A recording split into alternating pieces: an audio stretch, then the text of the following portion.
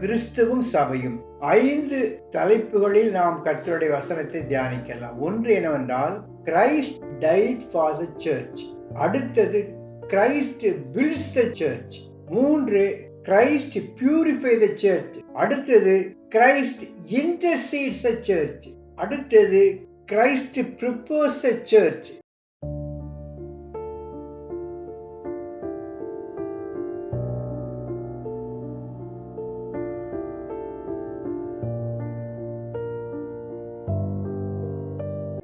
நமது இரட்சகராய இயேசு கிறிஸ்து நாமத்தில் உங்களுக்கு என்னுடைய அன்பான வாழ்த்துக்கள். இன்றைக்கு நாம் தியானிக்கிற தலைப்பு கிறிஸ்துவும் சபையும். சபை என்பது தேவனுடைய அநாதி திட்டத்தில் உதித்த ஒரு காரியம். இந்த உலகங்கள் எல்லாம் படைப்பதற்கு முன்பாகவே தேவன் தம்முடைய திட்டத்தில் சபையை குறித்து ஒரு நோக்கத்தை வைத்திருந்தார். இந்த உலகத்தில் முதலில் ஆதாம் ஏவாளை தேவன் படைத்த பொழுது, அதுவும் தன்னுடைய சாயலாக ஆதாம் ஏவாளை படைத்த போது அவருடைய நோக்கம் எதுவாக இருந்தது என்றால், தான் படைத்த இந்த மனுக்குலத்தோடு தேவன் உறவாட வேண்டும் என்பதுதான். ஆனால் அந்த திட்டம் நிறைவேறாது என்பதை ஏற்கனவே முன்னறிந்த தேவன் சபையை குறித்து அவர் ஒரு திட்டத்தை வைத்திருந்தார். அதன்படி இயேசு கிறிஸ்து இந்த உலகத்தில் ஒரு குறிப்பிட்ட நோக்கத்திற்காக அனுப்பப்பட்டார். குமாரனாய கிறிஸ்து பிதாவினால் ஒரு மிகப்பெரிய திட்டத்தோடு, ஒரு நோக்கத்தோடு கூட அந்த உலகத்திற்கு அனுப்பப்பட்டார். அது என்னவென்றால், குமாரன் தம்மைத்தாமே ஒரே பலியாக செலுத்தி அவருடைய பாடுகள், மரணம், உயிர்த்தெழுதல் மூலமாக சபையை சம்பாதித்து, அதன் மூலமாக ஒரு கூட்டம் மக்களை தெரிந்தெடுத்து அவர்கள் நித்தியமாக என்றென்றும் அவரோடு உறவாட வேண்டும் என்பதுதான். அதன்படிதான் இயேசு கிறிஸ்து குமாரனாகிய தேவன் இந்த உலகத்திற்கு வந்தார். இறுதி நாட்களில் சபை எடுத்துக்கொண்ட பிறகு, பிசாசுடைய சகல ஆளுகையும் அதிகாரங்களையும் முறியடித்த பிறகு, பிரித்தெடுக்கப்பட்ட மணவாட்டியாக சபை என்றென்றைக்கும் பிதாவோடும் குமாரனோடும் நித்தியமாக உறவு கொண்டு ஒரு மிகப்பெரிய ஒரு மகிழ்ச்சிக்குள்ளாக இருக்கும் என்பதுதான் தேவனுடைய மிகப்பெரிய அநாதி நோக்கம். இந்த திட்டத்தை நாம் சரியாக புரிந்து கொள்ள வேண்டும். இதனுடைய அடிப்படையில் இன்றைக்கு நான் எடுக்க போகிற தலைப்பு என்பது கிறிஸ்துவும் சபையும். 5 தலைப்புகளில் நாம் கர்த்தருடைய வசனத்தை தியானிக்கலாம். ஒன்று என்னவென்றால், Christ died for the church. கிறிஸ்து சபைக்காக மரித்தார். அடுத்தது, கிரைஸ்ட் பில்ட்ஸ் தி சர்ச். கிறிஸ்து சபையை கட்டுகிறார். 3, கிரைஸ்ட் பியூரிஃபை தி சர்ச். சபையை கிறிஸ்து பரிசுத்தப்படுத்துகிறார். அடுத்தது, கிரைஸ்ட் இன்டர்சீட்ஸ் தி சர்ச். சபைக்காக கிறிஸ்து மன்றாடுகிறார். சபைக்காக கிறிஸ்து பரிந்து பேசுகிறார். அடுத்தது, கிரைஸ்ட் ப்ரிப்பேர்ஸ் தி சர்ச். கிறிஸ்து சபையை ஆயத்தப்படுத்துகிறார் வருகைக்கு. இந்த தலைப்புகளில் நாம் கர்த்தருடைய வசனத்தை தியானிக்கலாம். இவைகள் சபையும் கிறிஸ்து என்ற தலைப்பில் இருந்தாலும், தனிப்பட்ட நம்முடைய வாழ்க்கையில் இந்த கொள்கைகள், இந்த உபதேசங்கள் எப்படி பிரதிபலிக்கும் என்பதை குறித்தும் இந்த பதிவில் நாம் பார்க்கலாம். முதலில் நாம் பார்க்கக்கூடிய சப்டைட்டில் என்னன்னா, Christ died for the search.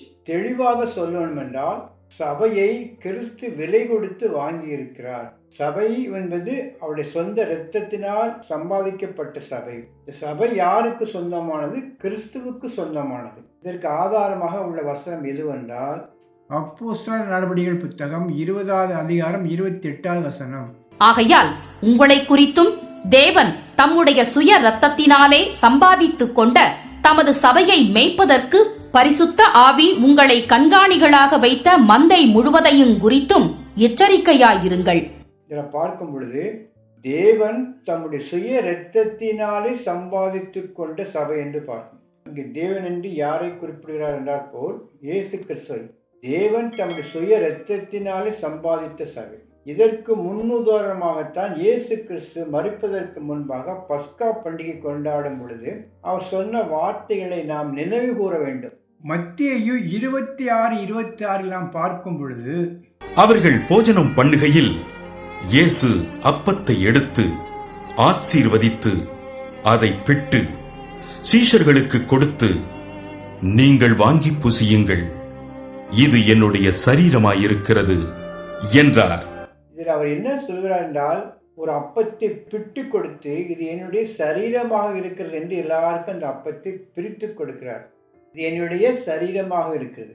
மத்தேயு 26:28 பார்க்கும் பொழுது, பின்பு பாத்திரத்தையும் எடுத்து ஸ்தோத்திரம் பண்ணி அவர்களுக்கு கொடுத்து, நீங்கள் எல்லாரும் இதிலே பானம் பண்ணுங்கள், இது பாவ மன்னிப்புண்டாகும்படி அநேகருக்காக சிந்தப்படுகிற புது உடன்படிக்கைக்குரிய என்னுடைய இரத்தமாயிருக்கிறது. அப்ப திராட்சை ரசத்தை எடுத்து இதை நீங்கள் போஜனம் பண்ணுங்கள், இது பாவம் மன்னிப்பு உண்டாகும்படியாக அநேகருக்காக சிந்தப்படுகிற என் இரத்தத்துக்கு அடையாளமா இருக்கிறது. இப்படி பின்னால் தான் சம்பாதிக்கக்கூடிய சபையை குறித்து முன்னறிவிப்பாக சீசர்களுக்கு இந்த இடத்தில் அவர் அறிவிக்கிறார். அப்பத்தை பிட்டு கொடுத்து என் சரீரம் என்று எண்ணிக்கொள்ளுங்கள், திராட்சை ரசத்தை கொடுத்து நான் சிந்தப்போ இரத்தத்துக்கு இது அடையாளமாக இருக்குது, அது அநேகருக்கா பாவ மன்னிப்புக்கென்று சிந்தப்படுகிற இரத்தமாக இருக்குது என்று சொல்லி தான் சம்பாதித்துக் கொள்ளப்படக்கூடிய சபையை குறித்து தெளிவாக சொல்கிறார். இதில் புரிந்து கொள்ளக்கூடிய காரியம் என்றால், இயேசு கிறிஸ்து சபைக்காக மரித்தார், சபையை கிரயம் கொடுத்து வாங்கியிருக்கிறார். இது ஒரு பொதுவான சத்தியம். இதில் நாம் கற்றுக்கொள்ளக்கூடிய காரியம் என்னவென்றால், ஒரு மனிதன், அதாவது நாம் ஆண்டவரை ஏற்றுக்கொள்ளும் பொழுது, மறுபடியும் பிறக்கும் பொழுது நாம் இயேசு கிறிஸ்துவால் விலைக்கு வாங்கப்பட்டிருக்கிறோம். இயேசு கிறிஸ்து எனக்கு கிரயம் செலுத்தி, இரத்தத்தை செலுத்தி என்னை விலைக்கு வாங்கிவிட்டார். நான் யாருக்கும் விலை போக மாட்டேன், நான் விலைக்கு வாங்கப்பட்டவன் என்கிற சத்தியம் நம் உள்ளுக்குள்ளே ஆழமாக பதிய வேண்டும்.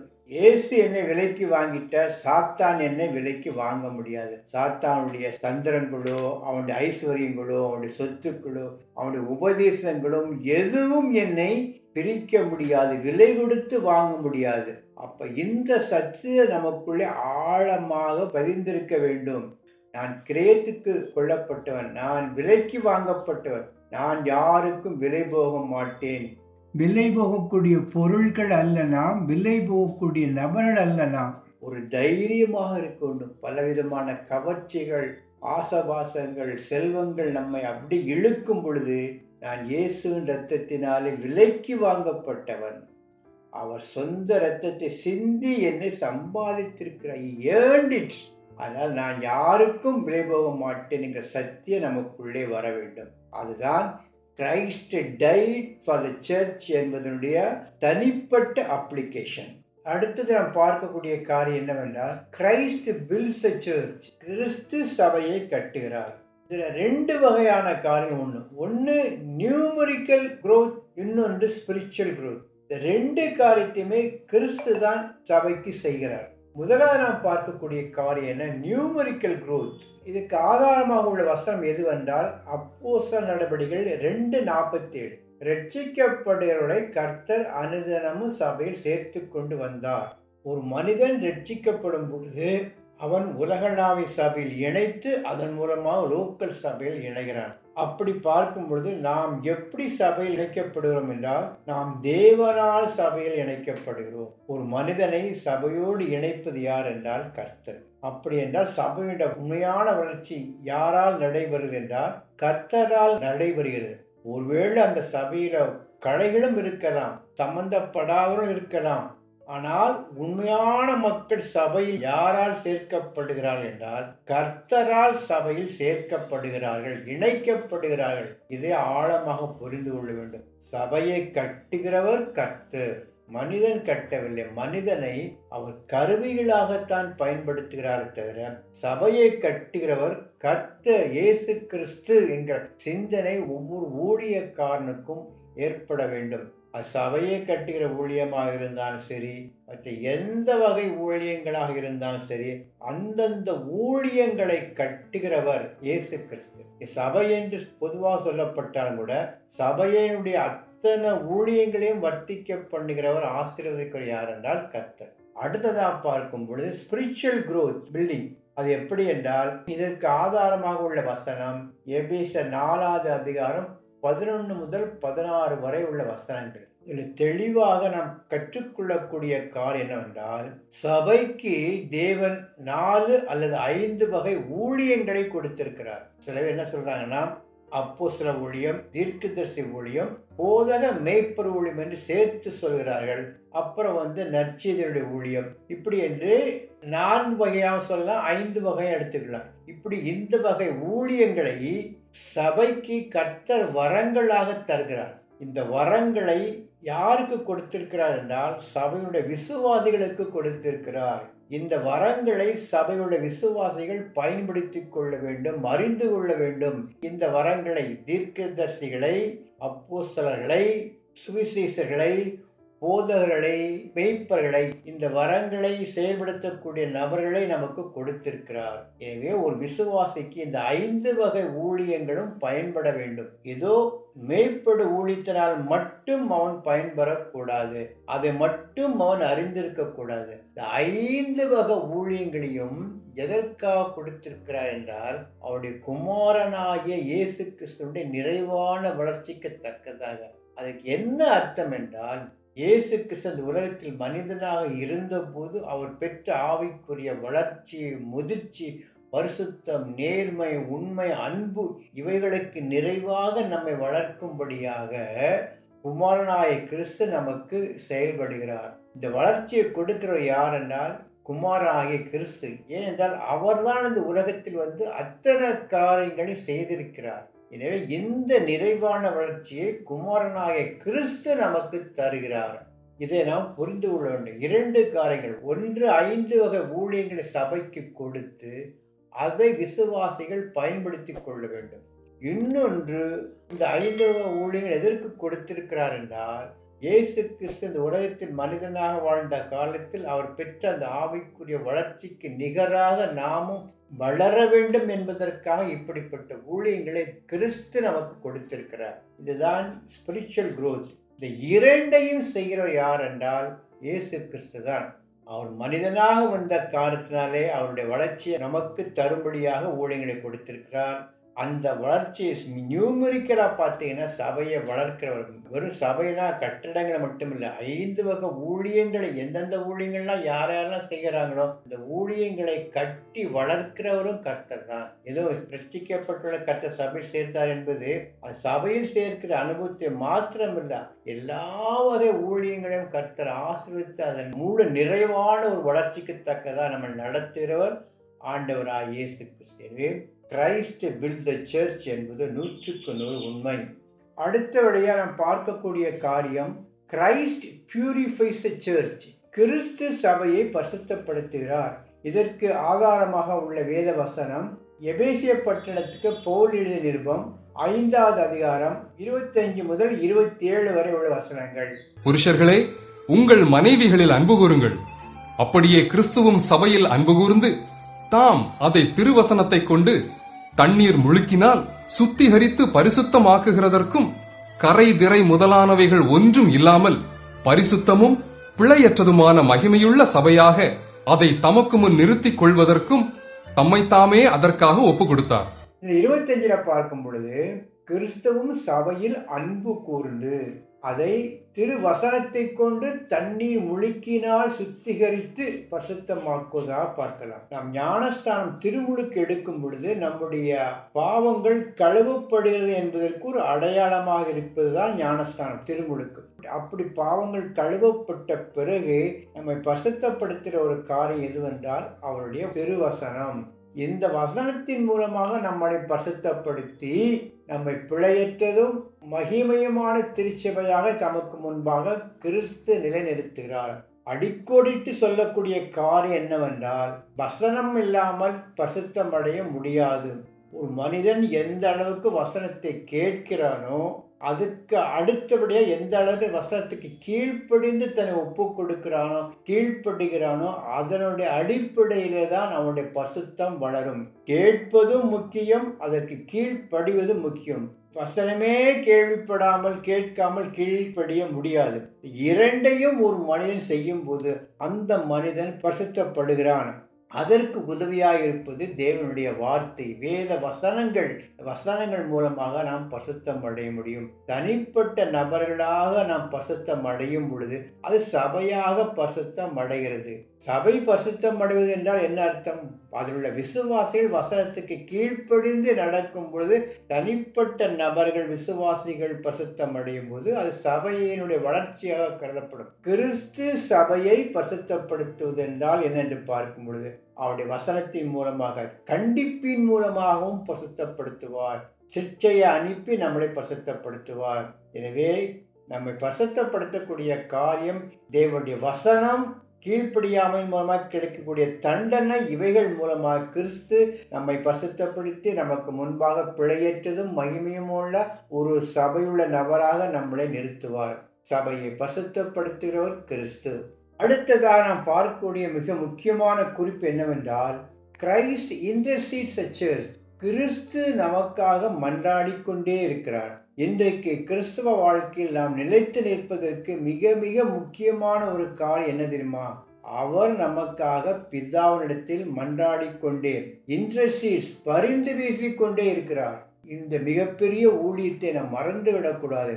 ஏதோ இயேசு கிறிஸ்து ஊழியம் கல்வாரியோடு உயிர்த்தெழுந்ததோடு முடிந்து விடவில்லை, இன்றைக்கும் தொடர்ந்து கொண்டே இருக்குது. அது நம்ம வருகையில் எடுத்துக்கொள்ளப்படுகின்ற அந்த ஒரு வினாடி வரைக்கும் அது தொடர்ந்து கொண்டே இருக்கும். 3 இடங்கள்ல முக்கியமான வேத ஆதாரங்களை நாம் பார்க்கலாம்.